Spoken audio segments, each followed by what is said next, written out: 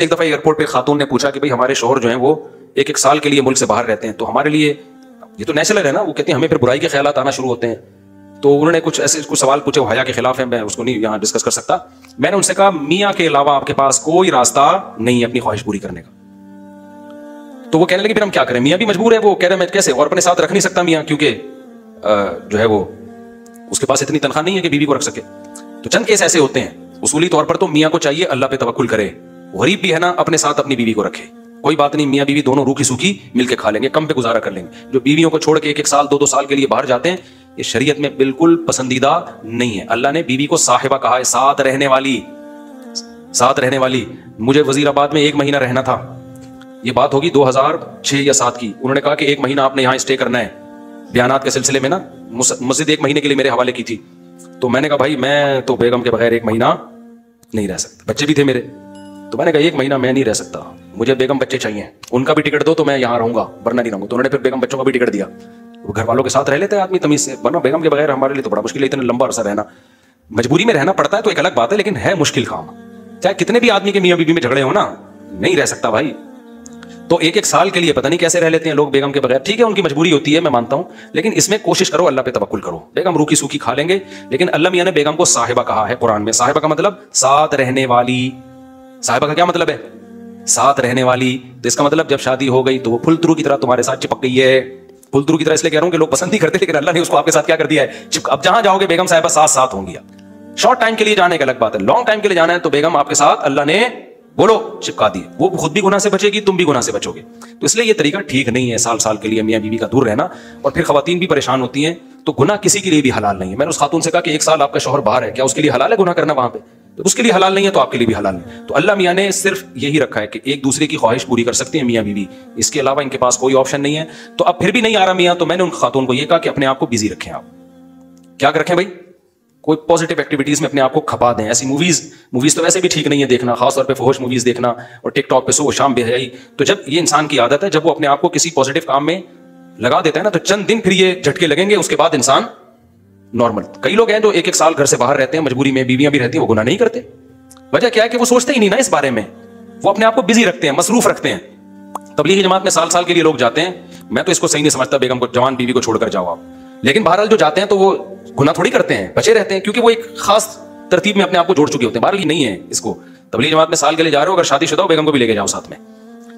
ہم تو یہی کہتے ہیں تبلیغ والوں سے بھی، بھائی اگر سال کے لیے جا رہے ہو نا، تو یہ زمانہ بہت خطرناک زمانہ ہے. حضرت عمر نے جہاد میں نہیں چھوڑا تھا، تو یا اس کے لیے جو ہے وہ ایجڈ ہو گئی ہے، بوڑھی ہو گئی ہے، ایک الگ بات ہے. لیکن آج کل بہت مسائل کھڑے ہونے کا خطرہ ہوتا ہے.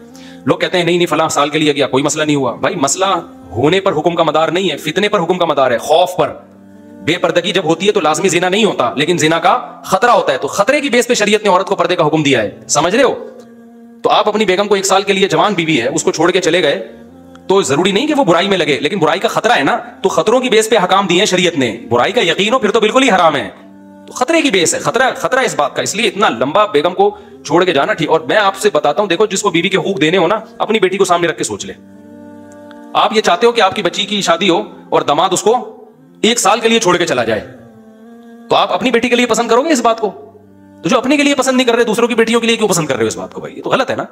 تو اس لیے یہ اچھے لوگوں کی علامت نہیں ہے. ہاں تبلیغ میں اللہ کے لیے قربانی دے رہے ہوتے ہیں، لیکن بیگم کو بھی لے جاؤ یار. سمجھتے ہو کہ نہیں سمجھتے؟ یا پھر شادی کے بغیر پہلے سال لگا لو، شادی کی ہے تو پھر بیگم کو ساتھ لے کے جاؤ. تو بڑے مسائل کھڑے ہونے کا خطرہ ہوتا ہے آج کل.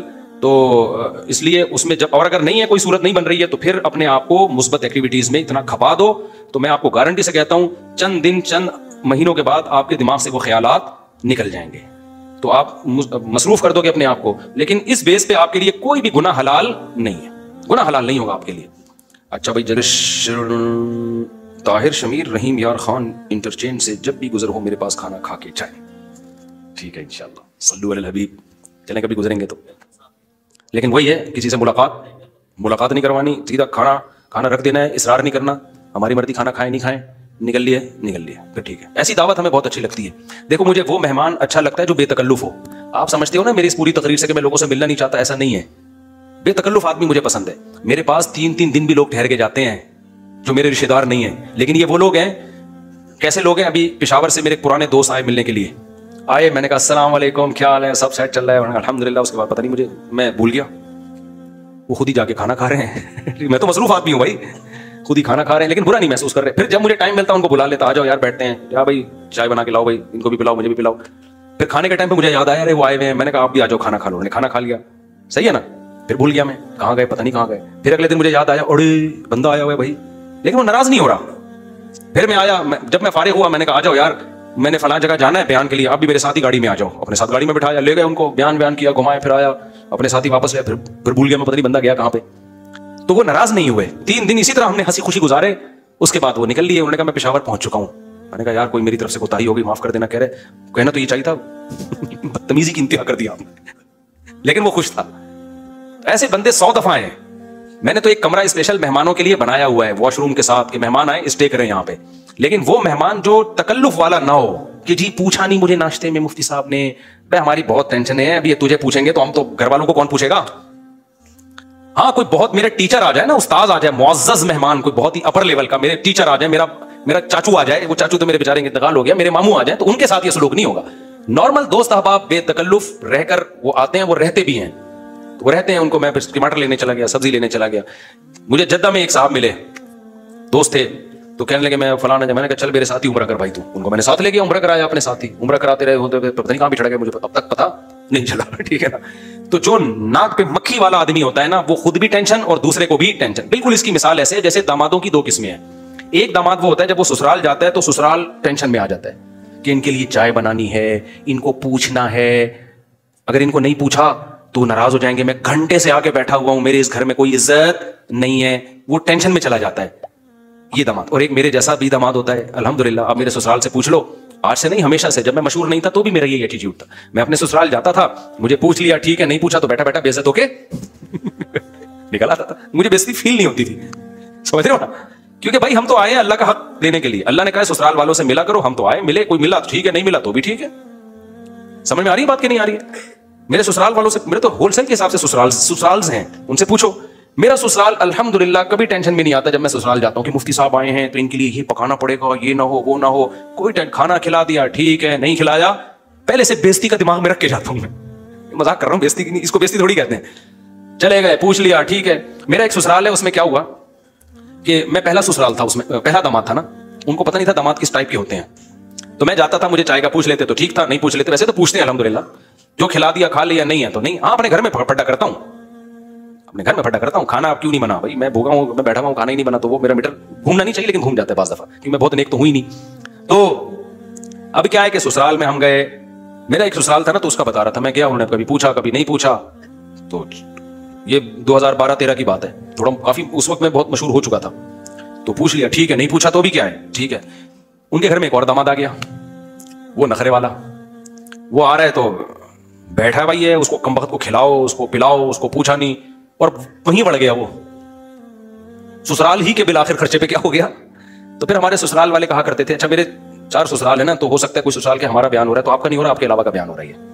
और फिर कहते हैं आप हमारी बातें मेंबर पे क्यों कर रहे हो, तो भाई आपकी थोड़ी कर रहा हूं मैं, आपके अलावा वाले की कर रहा हूं। वो कहेंगे तो मैं कहूंगा उनके अलावा, तो किसी को पता नहीं चलेगा किसकी बात हो रही है। तो अब क्या है, वो जो एक दामाद आया वो बड़े नखरे वाला ना, फिर उनको मेरी कदर हुई। फिर वो हमारी सास कहने लगी वो तो आता था बेचारा, उसको खिला दो ठीक है, नहीं खिलाओ तो ये कम वक्त, इसके तो नाक पे मक्खी बिठा के रखी हुई है। तो जब तक कंपटीशन नहीं होता ना, दामाद की कदर नहीं होती। जब तक उस खानदान में नालायक दामाद नहीं आएगा, लायक दामाद की कदर बोलो नहीं होगी, लायक दामाद की कदर नहीं होगी। तो मैं बहुत लायक नहीं हूं, लेकिन इस चक्कर में मैंने कभी नहीं किया कि मुझे पूछा कि, हाँ घर में मेरा मीटर घूमता है कि मुझे पूछा क्यों, पूछने पे नहीं होता कि मुझे पूछा क्यों नहीं। जब कहा और फिर भी खाना नहीं पका तो फिर तो भूख लग रही है ना, कुछ है ही नहीं, क्या करें, तो फिर गुस्सा आना तो नेचुरल है ना। तो ये दिमाग से निकाल दो, जो मेहमान भी जब किसी घर में बन के जाओ तो बेतकल्लुफ होकर रहो, पूछ लो ठीक है, नहीं तो बाजार से खरीद के खा लो, बाजार से खरीद के खा लो। घर में भी मेरा ये मामूल है, अगर मैंने घर वालों को पहले से खाने का नहीं कहा, घर में क्या खाना है ठीक है, नहीं है तो मैं खादिम को फोन करता हूँ, गार्डों को बोलता हूँ तुमने क्या पकाया हुआ है आज, कुछ पकाया हुआ तो उनके साथ खा लेता हूँ, नहीं है तो होटल से मंगवा लेता हूँ। तो ये हमारे मसाइल थोड़ी हैं यार, बड़े मसाइल की तरफ आओ। असल मसला तो ये है वो जो मैं बताता रहता हूँ, ठीक है, वो मैं दोबारा नहीं छेड़ूंगा। तो खुलासा इस पूरी तकरीर का ये निकला, अपने किस्से कहानियां सुनाना मकसद नहीं है, पूरी तकरीर का खुलासा ये निकला कि तकल्लुफ वाला आदमी अल्लाह को भी पसंद नहीं है, पब्लिक को भी पसंद नहीं है। दूसरों पे ना बोझ बनो, ना दूसरों को बोझ समझो, यानी ऐसे लोगों से ताल्लुक रखो जो आप पे बोझ ना बने। आए बैठे दामाद भी ऐसे पालो, आए बैठे कुछ मिल गया खाने को ठीक है, नहीं तो बढ़ जाए यहां से, दफा हो जाए यहां से, ठीक है ना। हर वक्त हर आदमी हर एक के लिए फारिग नहीं होता, ہمارے حضرت مفتی رشید احمد صاحب نے مدرسے میں لکھ کے لگایا ہوا تھا، کوئی مہمان اگر آ رہا ہے اور اس کا کھانے کا موڈ ہے تو 1 گھنٹہ پہلے بتائے، کیونکہ بعض دفعہ مہمان آتا ہے، حضرت مصروف ہیں، وہ کھانا بھی کھانا، اب اس کے لیے گھر والوں کو بولو کھانا بناؤ، ادھر سے لاؤ، ایک مصیبت بنے گی بھائی۔ اب فارغ آدمیوں پہ تو یہ چیزیں سوٹ کرتی ہیں، جو مصروف لوگ ہوتے ہیں وہ ایسا نہیں کرتے، ان کے لیے مسائل کھڑے ہو جاتے ہیں۔